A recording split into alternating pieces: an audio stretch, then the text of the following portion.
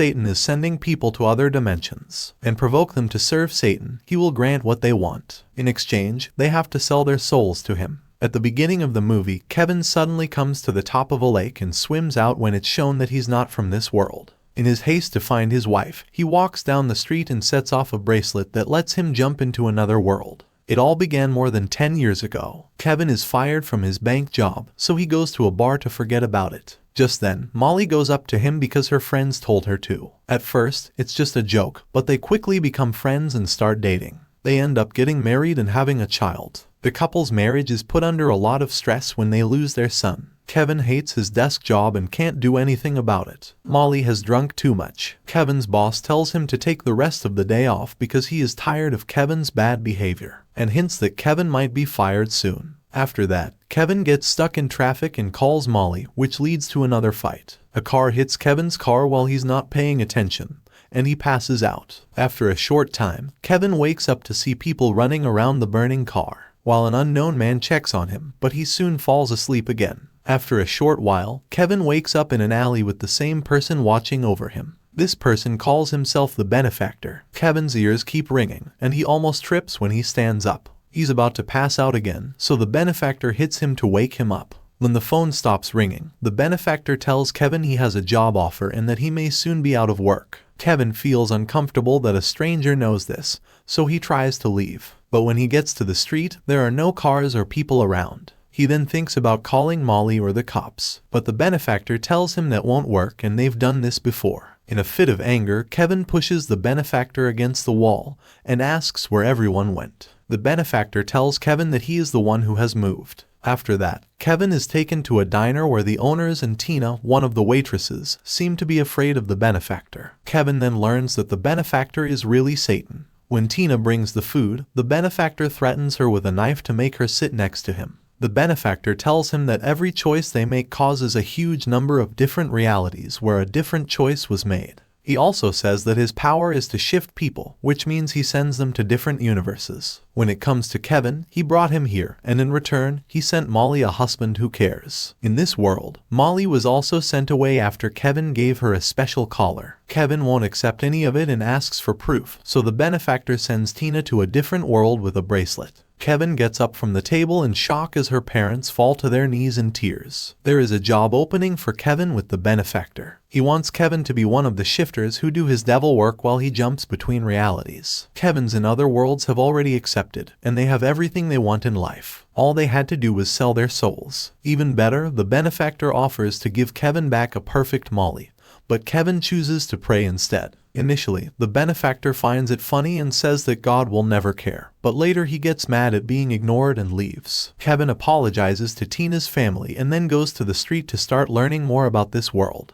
He is lost and confused. In this world, there is a totalitarian government, and police officers in future armor walk the streets. Kevin is scared when he sees the police and runs away. Kevin has to get used to this new society and learn about its past as time goes on. They were so full of war and hate that they almost destroyed the world. The shifters showed up one day, working behind the scenes to get rid of people they thought were a problem, like politicians, preachers, and soldiers. Millions of people vanished, and there was peace again until the benefactor came to this world and took over from the few leaders who were still there. There is no longer any hope or faith in this world, and religion is also against the law. Kevin has been here for 5 years now. People call him the Kevin who refused because he's always sick, so he works for a building company under a fake name. Gabriel is his only friend and knows the truth about him. Kevin sneakily sends any Bible verses he can remember through Gabriel because he doesn't want to follow the law that says people can't pray. Kevin likes to help as many people as he can in his spare time because he wants to make this sad city a better place. A lot of the world has been destroyed by war,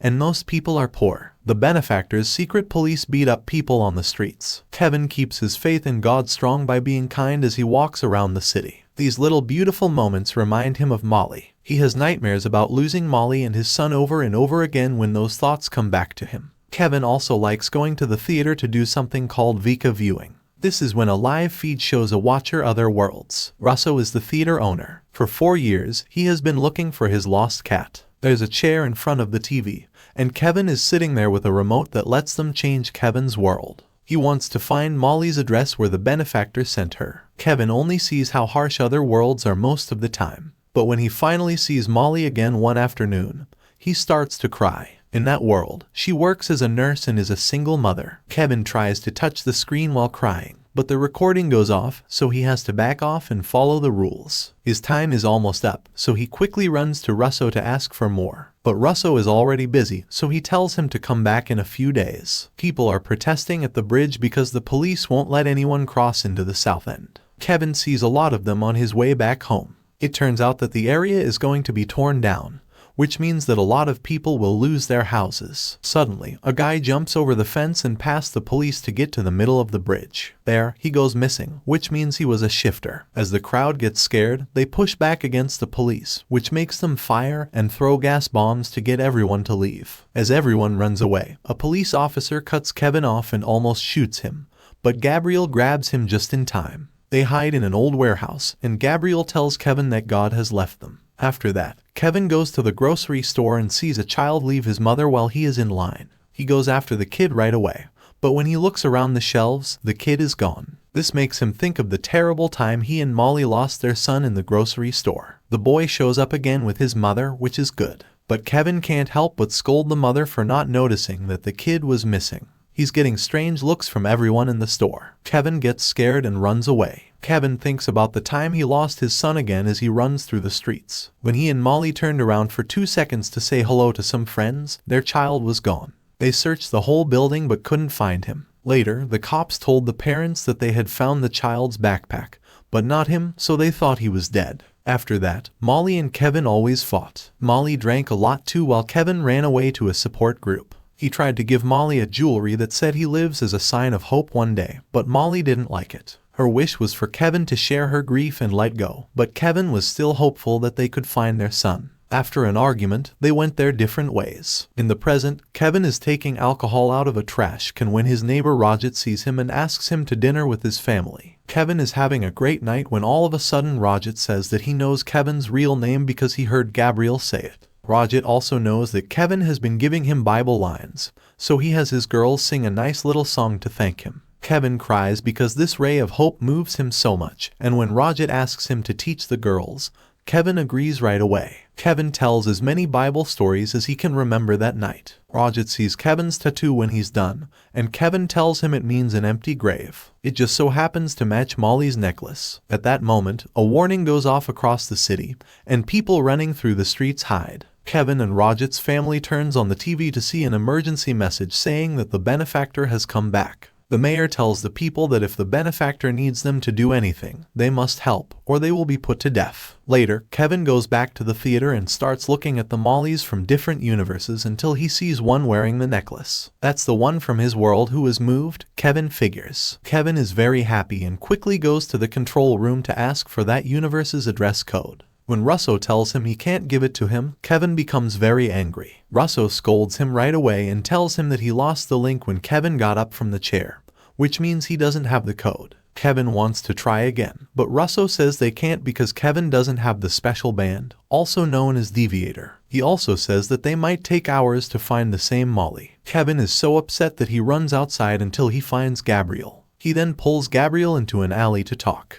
Gabriel tells Kevin that trying to kill the devil is crazy, and that guns are illegal, so Kevin doesn't want Gabriel to get him a gun. Gabriel gives Kevin his own gun when Kevin gives him a package with more Bible stories and says these are the last ones. The next day, Kevin tries to get close to the area where the benefactor is eating at a diner to find his next shifter. Even though the cops have put up barriers in the streets, people are still gathering everywhere to see the benefactor. Some even get into fights over the best spots. Even though the police are busy with those fights, Kevin sneaks into the restaurant to catch the benefactor. He is shocked when he instead goes into his hotel room. Kevin goes outside and is confused when he sees the front of the restaurant again. The benefactor is eating with a different form of him, which means the door is a teleporting trap. Kevin's arm gets hurt when the cops shoot at him, so he quickly runs back inside to hide. He can see the police waiting for him every time he looks outside. Kevin drops the gun and starts ruining everything in his room while yelling at God for putting him through so much trouble. As soon as he gets down on his knees to pray, the benefactor walks in and takes the gun. He then calls Gabriel into the room. Gabriel says right away that he doesn't know Kevin, so benefactor, who is laughing, takes away the gun and tells Gabriel to clean up the room. This person then talks about how God doesn't care and gives Kevin the job again. He tells Kevin to leave the room so Kevin can learn that he is not a good person when Kevin asks about his son. Kevin runs outside right away and sees that the police are looking for him. Roger tries to hide him, but the cops shoot him right away. The police then come after him, so Kevin hides behind the bed and runs back into the room. Gabriel isn't quick enough, so when the police shoot from the outside, Gabriel also dies. Kevin sees a deviator on his wrist when his body falls, which means he was always a shifter. Kevin carefully sneaks around the bed and steals the deviator. He then presses some unknown buttons to leave the room. He shows up in the middle of a desert and discovers that the deviator isn't working right. He hits it until he jumps into a different world and lands in the middle of a lake. He swims out and turns on the deviator again. This time, it takes him to a random room where he can find medical tools to treat his wound. He turns around and sees that he is in a mental hospital, and the Tina of his world is there, because the benefactor sent her to a world where she doesn't exist. People think she's crazy and keep her with other crazy people. Kevin tries to follow her and runs into another Gabriel. Gabriel starts firing at Kevin. Because Kevin is a shifter, many Gabriels show up in the hallways, but Kevin hides in a room and loses them all. After that, Kevin sneaks around until Tina is by herself, then he goes up to her. At first, she only talks in gibberish, but when she finally spots him, she goes crazy, asks about her family, and begs to be taken back. Right away, the guards hold her down, but then two Gabriels shoot them, and they then turn their attention to Kevin. Luckily, Kevin is able to turn on the deviator, and then disappears. This time, he shows up in real life with Kevin, who took the benefactor's job and is now living in style with any woman he wants. When main Kevin tries to sneak around, other Kevin finds him, points a gun at him, and shoots at the ceiling to get him to talk. The women are scared, so main Kevin shows his face and his deviant. Other Kevin gets angry and starts shooting at him to try to take it away. At that moment, main Kevin is able to return to the sad world and finds that the cops have taken over. Roger is still living, thank goodness, and before the ambulance takes him away, he gives his wife a drawing of Kevin's tattoo with the word hope written on it. Then a woman sees Kevin and calls the police, who start chasing him right away. Kevin runs as fast as he can to the theater, where he grabs the remote right away and starts looking for Molly. Lucky for him, he finds Molly on the first try. Russo gives him the address code while the police break into the building. Kevin vanishes just in time with the deviator. Kevin finds Molly in a different world, but she doesn't want to go with him. Kevin tells HRT he changed and never gave up on her, but Molly doesn't believe him. She has moved on and only keeps the necklace as a reminder of the good times. Suddenly, someone grabs Kevin by the shoulder and drags him away. It's the benefactor, who brings Kevin back to the theater. Another Gabriel shoots his deviator, and the benefactor brings Tina over before saying that he did shift Kevin's son. This makes Kevin very angry, and Kevin tries to attack the benefactor. Right away, the police put him in handcuffs, and the benefactor makes Kevin one last deal. He can either go back to Molly for good or send Tina back to her family. As Kevin thinks about it, Russo is shocked to find his cat again. This is the sign of hope that Kevin has been praying for from God. He decides to send Tina back to her family. While she is with them, the benefactor takes Gabriel's gun and tries to shoot Kevin. At that moment, a miracle thanks Kevin for his decision and sends him to the real world, where Molly is a nurse and single mother. Now that he's better and his ring is gone, Kevin goes up to Molly in the bar, just like the other woman did the first time, and they hit it off right away. They start going out together soon after, and Kevin says this is not his world but his home as he starts a new life here. He ends up getting married to Molly and having a girl with her. They also have their own child. Kevin is so pleased with his new family that he thinks God gave him twice as much as he lost. If you like this movie, then don't forget to like and subscribe the channel.